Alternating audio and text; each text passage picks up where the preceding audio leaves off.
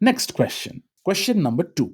An organization operating globally has identified significant variations in security risk appetite across its regional offices. What is the best approach to address these variations? Option A: standardize a global risk appetite to ensure uniform compliance across regions. Option B: develop a globally defined risk tolerance framework with region specific adaptations. Option C: allow regional management complete autonomy in setting local risk appetite levels. And option D: mandate global adoption of strictness regional risk appetite to minimize security risk. Now, let us see the different options and the correct answer. So, let's go with first option, option number A.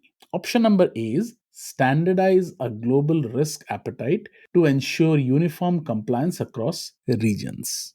Now, here, establishing one rigid global risk appetite seems practical for simplicity and having consistency across different geographical locations. However, it ignores unique regional differences, regulatory environments, and operational contexts. Potentially, it will cause inefficiency or resistance in areas where strict controls aren't justified.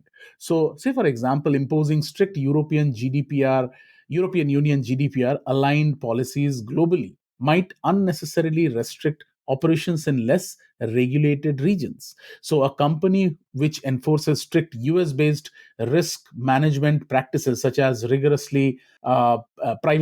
privacy controls, which are required by HIPAA globally, Asian offices facing less stringent local requirements become inefficient due to unnecessary administrative overhead. Ultimately, it will reduce the overall business effectiveness. Next is option number B. Option number B says develop a globally defined risk tolerance framework with region specific adaptations. Now, this is the correct answer, so we'll come back to it later, but let's go to option number C. It says allow regional management complete autonomy in setting local risk appetite levels.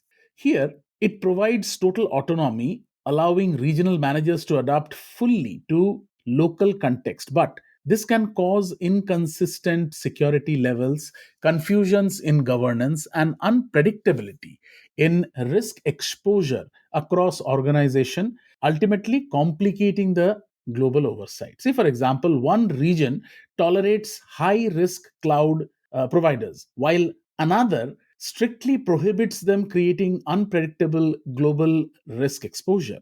So, regional offices set vastly different standards. Like European offices adhere strictly to GDPR, while South American offices neglect fundamental security practices due to perceived lower regulatory demands. This creates inconsistent data handling, compliance risk, and security gaps company wide.